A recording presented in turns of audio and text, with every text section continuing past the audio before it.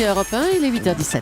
L'interview politique d'Europe 1, Jean-Pierre Elkabbach, vous recevez ce matin Gérard Longuet, ancien ministre de la Défense et sénateur UMP de la Meuse. Messieurs, c'est à vous. Vous avez restructuré vous-même les armées et d'autre part, vous avez combattu le terrorisme qui prend de l'ampleur. Gérard Longuet, bonjour, merci d'être là. Bonjour Jean-Pierre Elkabbach. La police marocaine a donc arrêté à Casablanca hier un Marocain résidant en France et qui partait pour la Syrie avec ses 2 fillettes qui, elles, sont françaises. Et au Sénat, vous êtes en train de débattre avec Bernard Cazeneuve de son plan antiterroriste, à la fois la répression et la prévention. Est-ce que l'UMP peut s'y associer ? Totalement.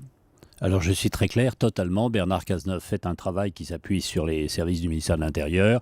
Nous connaissons ces services, nous connaissons leur sérieux et nous voulons leur donner les moyens juridiques de saisir les informations en amont, de pouvoir suivre des candidats au terrorisme et de pouvoir évidemment intervenir avant qu'ils n'aient frappé, soit à l'extérieur, soit en France. C'est-à-dire vous accepteriez qu'il y ait une surveillance individuelle plus grande et préventive ? Je vais vous dire, nous y sommes obligés. Comme ancien ministre de la Défense, je regrette que nous n'ayons pas pu tout faire pour neutraliser Mera, qui a tué des enfants dans une école juive de Toulouse, qui nous a tué 4 soldats avec une lâcheté, une violence incroyable. Les sénateurs, vous réclamez en ce moment une commission d'enquête sur les filières djihadistes. Qu'est-ce que vous estimez que vous apprendriez ?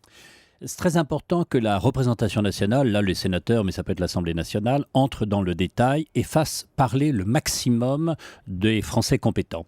Il y a des policiers, il y a des magistrats, mais il y a aussi tous ceux qui vivent dans les cités. On a besoin de les connaître.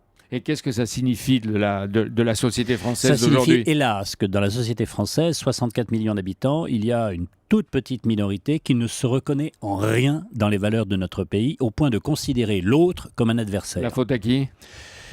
C'est la faute sans doute à ce que nous n'avons pas défendu des valeurs républicaines, une sorte de catéchisme républicain, j'emploie le mot, qui consiste et qui repose profondément sur le respect de l'autre et le respect de soi-même. Et est-ce que vous croyez que les politiques vous donnent l'exemple ? Non. Non, et c'est la tragédie française. Les hommes politiques savent qu'ils ne donnent pas l'exemple et n'osent plus donner l'exemple. Bon, que celui qui n'a jamais péché jette la première pierre, ça a été dit il y a très longtemps par le Christ. C'est vrai que je ne suis pas un prix de vertu.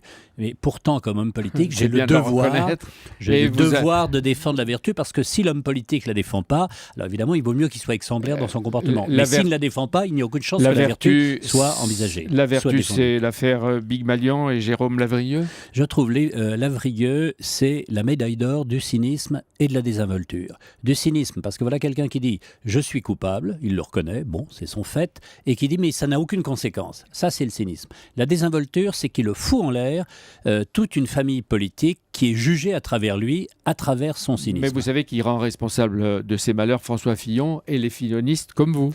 Non, c'est une plaisanterie. Voilà un homme qui, pendant 25 ans, a été salarié d'appareils politiques, d'élus locaux, qui a fait... Bon, certes, il est élu du suffrage universel, il est hérité d'un canton dans l'Aisne de Xavier Bertrand. Mais il a fait toute sa carrière comme salarié, comme apparatchik, et aujourd'hui, il s'accroche à un mandat d'un parti politique dont il récuse, je dirais même, l'autorité. Mais c'est un cynique, et il nuit gravement à la santé des partis politiques. Vous appelez ça un cynique ? C'est tout. C'est un cynique. Vous savez, moi je suis plutôt bienveillant à l'égard de ceux qui ont des ennuis, parce que j'en ai eu, et en général j'essaye d'attendre pour juger.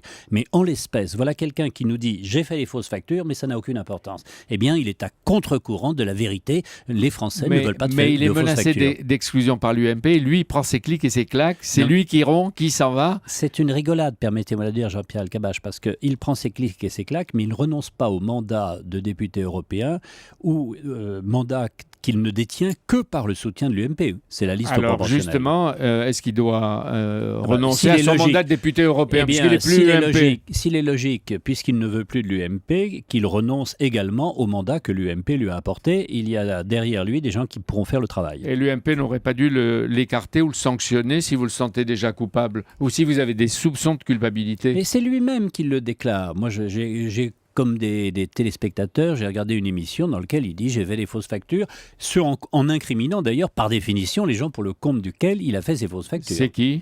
Il y avait 2 états-majors, un état-major de campagne, un état-major politique, et la justice va nous dire qui a fauté. Et qui en a profité, à votre avis ? Qui étaient ses chefs ou ceux qui lui ont donné ces missions ? Je veux dire, très franchement, c'est à la justice de le faire. Je me regarderais bien de trancher à sa place. Oui, et le bureau politique de l'UMP... En revanche, il y a un aveu public. Et cet aveu public ne peut pas rester sans conséquence. Et pour l'UMP, cet aveu public doit être sanctionné par un départ de la formation. L'ex-ministre de la Défense, vous avez appliqué le plan de réduction, vous, de 54 000 personnes dans les armées. Jean-Yves Le Drian supprime 7 500 postes en 2015, il y en aura d'autres. Et en 10 ans, l'armée a réduit en silence ses effectifs de 80 000 postes. Droite et gauche, vous lui mettez beaucoup sur le dos à l'armée. Oui, alors on avait fait un plan de 2008-2015 avec moins 54 000, mais sur les moins 54, il y avait essentiellement des unités de soutien et pas des unités combattantes. Là, aujourd'hui, Le Drian, parce qu'il n'a pas l'argent, parce qu'il est obligé de poursuivre, de payer plus cher sa part dans la réduction des dépenses de l'État que ne le font les autres ministères, est en train de s'attaquer au vif, c'est-à-dire aux forces de combat. Ce qu'il fait, c'est s'adapter aux besoins d'une défense moderne, c'est-à-dire cyberespace, force spéciale, drone, ou appliquer aux armées les économies budgétaires en général? Que le ministère fasse des économies, les militaires peuvent le comprendre. Ce qu'ils ne comprennent pas, c'est que la parole de l'État ne soit pas respectée et que chaque effort prépare une nouvelle suppression au moment même où le président de la République leur demande d'intervenir partout. Il y a des efforts qui sont demandés à différentes villes, mais la ville la plus touchée est Châlons-en-Champagne. Elle manifeste d'ailleurs aujourd'hui. En pareil cas, est-ce que c'est l'État qui doit d'abord dédommager les villes concernées? Est-ce à l'État d'aménager le territoire? Alors, c'est à l'État d'aménager le territoire, mais ce n'est pas au ministère de la Défense de le faire. Et reconnaissons que les ministres successifs, votre serviteur, nous avons aidé les communes qui étaient victimes d'une suppression de garnison. Il y a parfois des résultats heureux, parfois des résultats... Mais là, Jean-Yves Le Drian a exemple, prévu 150 millions pour les territoires et 205 millions pour les personnels. Je veux dire, avec un élu de bonne volonté, avec le soutien de l'État, pourrait faire quelque chose. Je dois reconnaître que la conjoncture économique rend les reconversions très difficiles. La défense de la France est-elle affaiblie? Gérard Longuet, la capacité militaire permettra-t-elle des OPEX, des opérations extérieures comme aujourd'hui? La capacité de la France est affaiblie parce que nous avons un matériel dont la mise en condition opérationnelle n'est pas suffisante, parce que nos effectifs sont au taquet de leur emploi. Et par exemple, en Irak, nos avions frappent peu parce que quand ils frappent, c'est cher et que nous n'avons pas les moyens de financer cela. Sur la situation actuelle, à propos du double jeu de la Turquie, dénoncé d'ailleurs par l'Élysée et Matignon. La Turquie bombarde les Kurdes, elle ne s'attaque pas aux djihadistes de Daesh. Quelles conséquences pour les relations de la Turquie avec l'Union européenne? Est-ce qu'elle doit être un jour ou l'autre intégrée, ou est-ce qu'il faut arrêter les négociations? Tant que la Turquie considérera que les solidarités religieuses sont plus importantes que le respect des droits de l'homme, son entrée en Europe sera problématique et personnellement je ne la souhaite pas. Je respecte ce pays, mais il y a quand même du ménage à faire dans les valeurs de la Turquie. Qu'elle perd un peu plus ses chances d'intégrer l'Europe. C'est exactement cela. Ouais. Merci d'être venu. Merci Gérard Longuet d'être venu en direct sur Europe 1 ce matin. Merci également à Jean-Pierre Elkabbach. On vous retrouve évidemment demain dès 8h20 pour l'interview politique d'Europe 1.